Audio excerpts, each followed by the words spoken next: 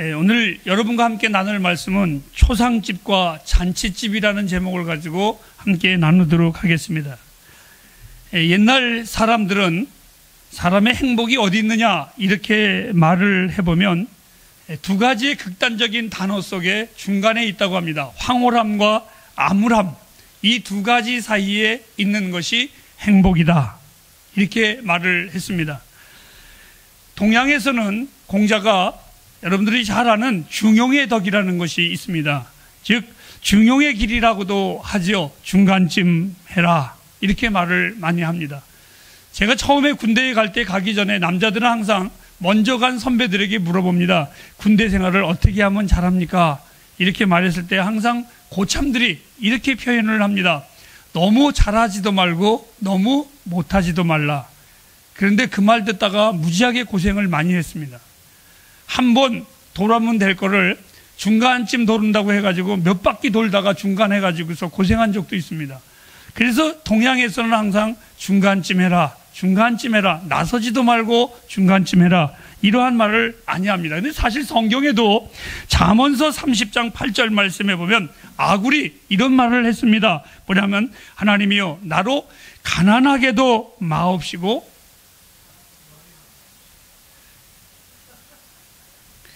우리 한국 사람들은 이 같은 한 단어인데 앞에 나를 가난하게도 마옵시고 하면 아멘 이럽니다. 그런데 그 다음 구절 부하게도 마옵시고 하면은 아무 말을 안 합니다. 자, 하나님께서는 이 아굴이 뭐라 그러냐면 하나님이요 나로 하여금 중용의 길을 걷게 해달라고 기도한 내용이 바로 이 잠언 30장 8절의 말씀입니다. 바울 사도는 이 내용을 신약에 와서 무슨 마음이냐면 바로 자족하는 마음이다, 이렇게 표현을 했습니다. 이 자족하는 행복의 마음이란 어떤 거냐면 어떤 환경에서도 결코 날아오름도 없고 또 어떠한 어려움 속에서도 곤두박질 칠 일이 없는 나에게 주어진 그 모든 길 앞에서 묵묵히 하나님 앞에 나아가는 사람을 보고 행복한 사람이다 라고 말을 할 수가 있습니다. 저도 설교는 이렇게 쉽게 말하지만 어려움이 올 때에 마치 곤두박질 치는 것 같이 힘을 정말 아우성을 칠 때가 있고, 때로는 내 인생에 잘 나갈 때에는 내가 교만해서 하늘을 치솟는 것처럼 자랑스러워할 때가 참 많이 있습니다. 실질적으로 이렇게 자족하는 마음을 갖는다는 것은 설교하면서도 제 마음이 많이 힘이 듭니다. 목회자의 삶이란 두 계곡 사이에서 오고 가는 실감나는 삶이다 표현을 합니다. 어떤 거냐? 어느 날 아침에 누군가가 초상이 났다고 연락이 오면 잠결에 또한 그 시간을 마다하고 뛰어가가지고 그 초상집에 가서 눈물을 흘려야만 합니다. 허나 때로는 저녁에는 돌잔치집에 잔치를 받아서 목사님, 우리 아들이 우리 딸이 잔치 돌인데 함께 식사하시죠 하면서 그곳에 가서 아침에는 울고 저녁에는 가서 흥겹게 웃어야 하는 그러한 삶이 목회자의 삶이기도 합니다. 이렇게 아침 저녁으로 왔다 갔다 하면서 고백을 하지요. 역시 잔치집에 가는 것이 초상집에 가는 것보다 낫다라고 말하고 싶은데 오늘 성경은 이렇게 말했습니다. 초상집에 가는 것이 잔치집에 가는 것보다 나으니라. 그리고 제 마음속에서는 그래, 나는 잔치집에 가는 것이 좋은 것 같은데 성경의 말씀이 진리야 라고 표현을 합니다. 먼저 저는 여러분에게 오늘 하나님의 말씀을 두 가지로 전하려고 합니다. 첫째로는 잔치집에 여러분을 초청할 것이고, 두 번째로는 여러분들을 초상집에 여러분을 초대할 것입니다. 먼저 우리 잔치집을 한번 생각해 보시기를 바랍니다. 잔치집에 갈 때에 누구나 외롭게 혼자 가는 사람은 거의 없습니다. 왜? 즐거운 자리이기 때문에, 또 축복해 주는 자리이기 때문에 다 같이 가자고 우리는 신호를 보내기도 하지요. 역사에 잔치집에 들어가던 자들 중에 끔찍한 재앙이 일어났다는 것을 여러분은 알고 계십니까? 사실 잔치가 굉장히 좋은 것 같지만 잔치의 배후에는 암울한 그늘이 이 역사의 배후에 굉장히 많이 있습니다. 먼저 우리가 성경을 보면 누가복음 17장 27절 말씀에 노아가 방주에 들어가기 전에 세상은 어떠했느냐? 먹고 마시고 시집가고, 정말 이러한 것을 보면 역사는 잔치집에 있을 때에 그 다음에 하나님의 무서운 재앙이 임하기도 했습니다. 광야에서 백성들이 전염병에 시체에 널려 있을 때에 그들은, 이 히브리 백성들은 광야에서 무엇을 했느냐? 민수기 11장 33절에 보면 고기가 아직 이 사이에 있더라. 즉 이들은 아주 풍요로운 먹고 마시는 생활을 할 때에 비극적인 일이 그 다음에 일어나기도 했습니다. 욥이 자녀들이 큰 풍랑을 만나서 죽어갈 때에 그들이 뭐 했느냐? 욥기 1장 13절 말씀에 보면 그들이 식물과 포도주를 마실 때에, 즉 집안에서 잔치를 베풀고 난 후에 그들은 죽음의 그림자가 그 집안에 닥쳐왔습니다. 성경에 보면 삼손이 자신의 힘을 잃을 때에 이 삼손이 어디 있었느냐? 제약된 드릴라의 그 쾌락의 집에서 드릴라라는 여인의 무릎에 잠을 자고 있을 때, 쉬고 있을 때에 그 후에 이 사람은 비극의 역사를 맞이하게 돼 있습니다. 다윗의 마음을 굉장히 아프게 했었던 한 사람이 있었는데 나발이라는 사람입니다. 그의 몸이 돌과 같이 되었을 때에 그는 무엇을 행한 후에 그의 몸이 그렇게 돌과 같이 굳어졌느냐? 사무엘상 25장 36절에 보면 자기 집에서 잔치를 베풀고 난 후에 그의 몸은 하나님 앞에 비극적인 몸뚱어리가 돼버리고 말았습니다. 성경에 있는 이야기뿐만이 아니라 그냥 가장 가깝게 이해를 시킬 수 있는 잔치 후에 어떠한 일이 일어났는가를 여러분에게 소개한다면, 70년 전 이 땅에 어떤 일이 일어났습니까? 바로 국방부에서 파티가 열린 그날 밤 역사의 비극인 6.25가 터져버리고 말았습니다. 열방의 모든 역사들이 거의가 다 잔치를 베풀고 흥겹고 즐거워할 때에 재앙을 당했습니다. 잔치집과 같은 세상의 휘황찬란함과 흥청거리면 야곱의 하나님을 찬양하는 것이 아니라 자기들을 찬양하며 야곱의 하나님을 욕하는 문화가 바로 흥청거리는 세상의 문화라고 말을 합니다. 햇불가정 여러분, 잘 들으십시오. 오늘 이 말씀을 귀 기울여서 경청하십시오. 그리고 이 쉼의 계절에 여러분들은 다시 한번 또 묵상하십시오. 여러분들은 이렇게 간구하십시오. 이렇게 하나님 앞에 구하시기를 바랍니다. 하나님이시여, 내 영혼이 세상의 유혹에 빠져 저 세상의 잔치집의 문턱을 넘나드는 그러한 비극을 당하지 않게 하옵소서. 솔로몬은 말을 합니다. 내 인생에 수없는 전무후무한 잔치를 내가 베풀었지만 그 모든 잔치들이 내 영혼을 풍요롭게 한 것이 아니라 내 영혼을 훔쳐갔다고. 그리고 그는 말을 합니다. 지옥에 가는 그 모든 음악들이, 아니 솔로몬이 당대에 음악을 좋아했고 시를 좋아했고 풍요를 좋아했었던 이 왕이 자기가 하고 싶은 것을 다 누릴 수 있었던 이 왕의 고백이 이겁니다. 수없는 음악들이 나를 하나님의 나라로 인도한 것이 아니라 지옥에 가는 음악들이었었다고. 그리고 그의 인생에 오늘 이렇게 솔로몬은 고백을 합니다. 잔치집에 가는 것보다 초상집에 가는 것이 나으니라. 그럼에도 사랑하는 여러분들에게 저는 오늘 잔치집 하나를 소개하려고 합니다. 그런 기독교인들은 늘 우울하게 살아야 하는가? 절대로 합니다. 우리 기독교는 희락의 공동체입니다. 성경의 하나님은 우리를 향하여 이렇게 말했습니다. 나 여호와로 인하여 너희들은 즐거워하라. 우리 그리스도인들은 즐거워할 의무가 있습니다. 바울 사도도 끊임없이 항상 기뻐하라고 했습니다. 하나님은 우리에게 이렇게 말했습니다. 여호와를 기뻐함이 너희의 힘이니라. 여러분을 초대하는 잔치집이 있습니다. 그리스도인들은 제약된 쾌락을 피하지만 제약이 아닌 즐거움을 절대로 포기해서는 안 됩니다. 저는 우리 햇불 가족들을 볼 때마다 슬픔에 잠기는 것이 아니라 기쁩니다. 하나님이 나에게 기쁨의 성도들을 주셨기 때문에. 하나님이 나는 우리 햇불교회를 볼 때마다 내 안에 감동이 있습니다. 왜? 하나님이 나에게 감동스러운 교회를 허락해 주심을 언제나 참 감사하고 즐거워할 수 있습니다. 어떤 겁니까? 흩어져 있는 가족들이 함께 모이는 가족의 잔치, 형제들과 우애를 나누는 잔치가 있고, 새로운 손님이 오면 대접하는 잔치가 있습니다. 아브라함은 히브리서 13장 2절 말씀에 부지 중에 그 손님을 접대했는데 그분이 바로 하나님이셨다라고 성경은 가르쳐주고 있습니다. 다시 말해서 이 광야 같은 세상에 하늘의 만나로 내 영혼을 만족시키는 신령한 잔치집, 아니 세상의 우울한 음악 속에 희망과 기쁨과 즐거움이 우리에게 음악을 주는 아름다운 장소가 있는데 그것이 바로 교회라는 잔치집입니다.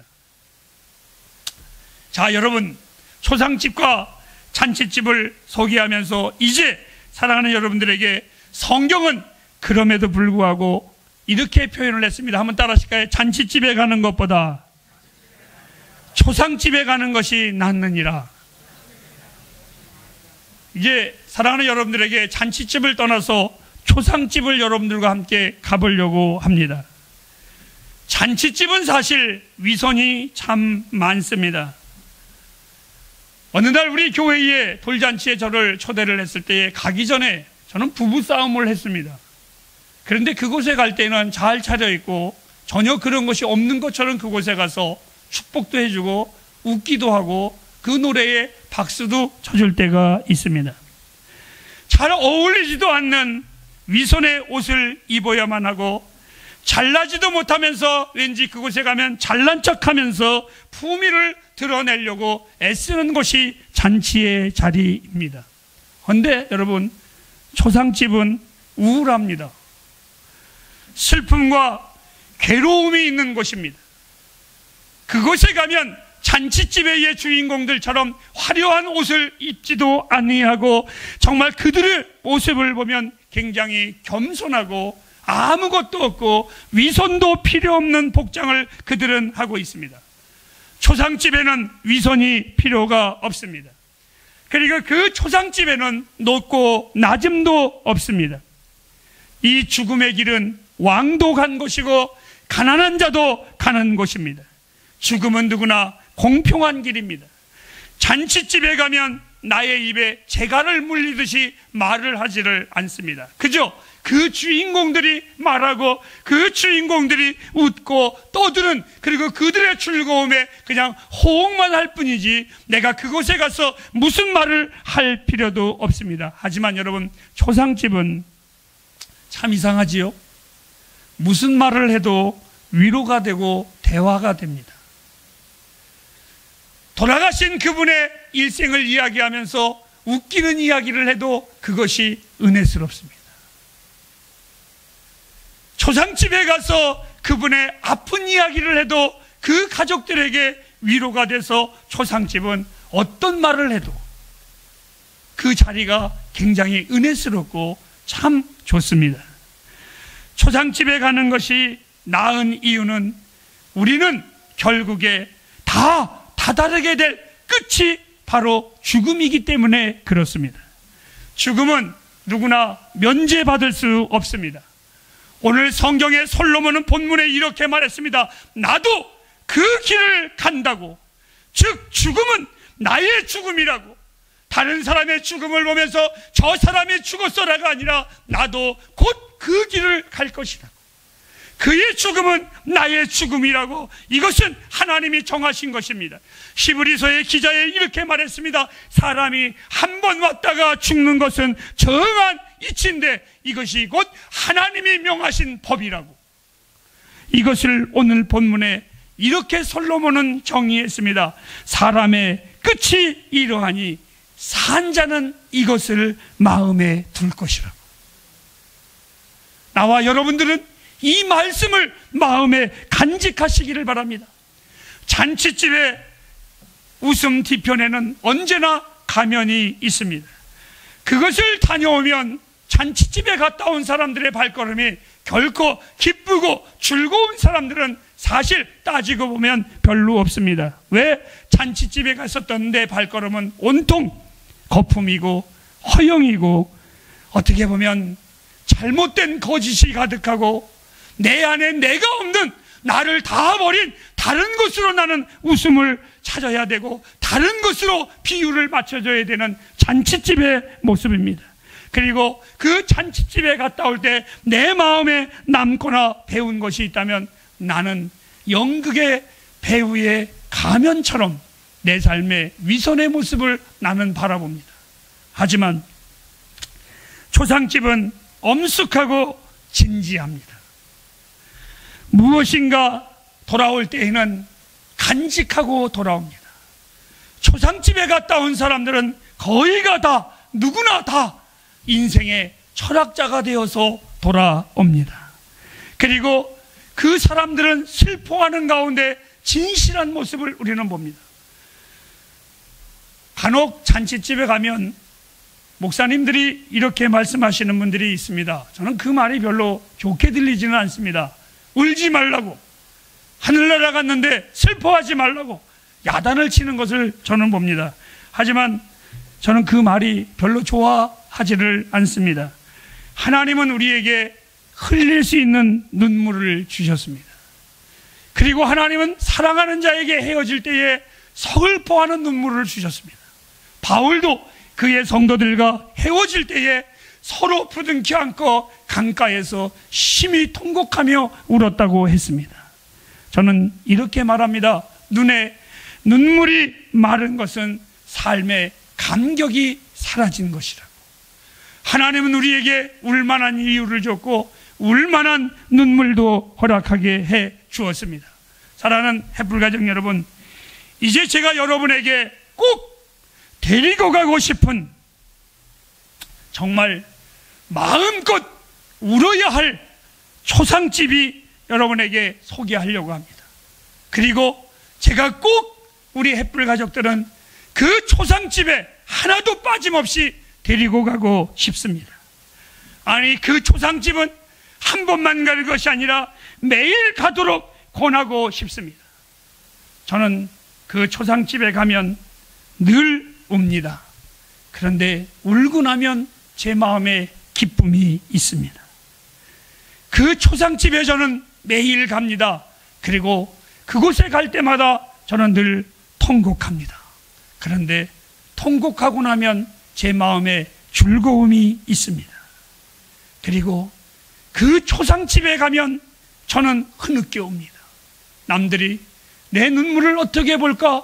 내 아내가 또 내 성도들이 내가 흐르는 눈물을 어떻게 볼까? 마음 졸이며 돌아앉아서 흐느낍니다. 그런데 그 흐느낌 다음에는 그냥 끝나는 것이 아니라 나도 모르게 내 입에서 찬양으로 변합니다. 그 초상집은 정말 고뇌의 장소입니다. 그 초상집은 정말 고난받은 사람의 장소입니다. 바로 그 장소는 겟세마네 동산입니다.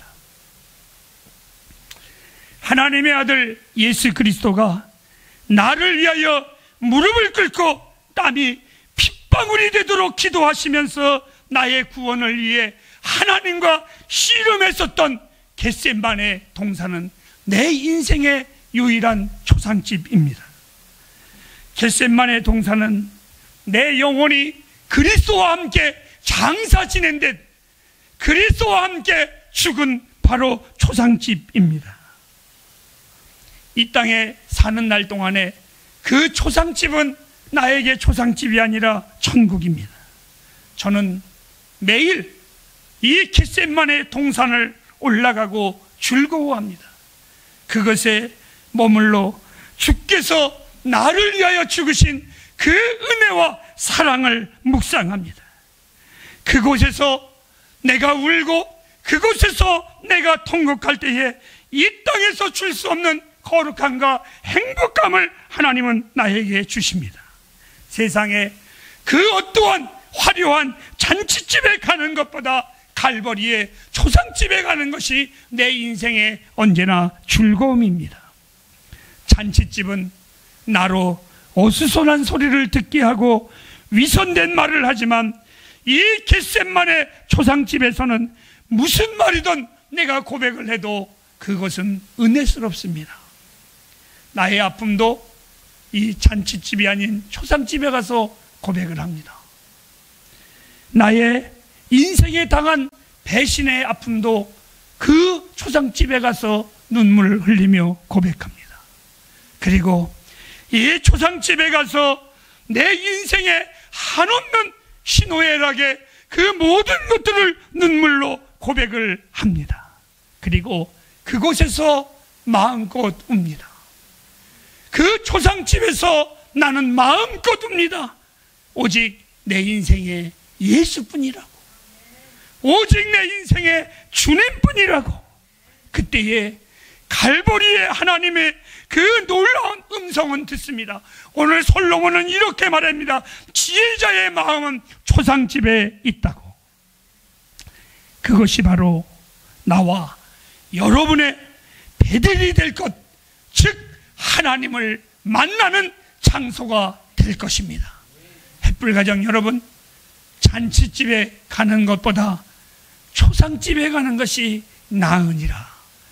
여러분들의 마음이 날마다 겟세마네 나를 위해 죽으신 그 십자가의 앞에 있기를 주님의 이름으로 부탁합니다. 기도하겠습니다.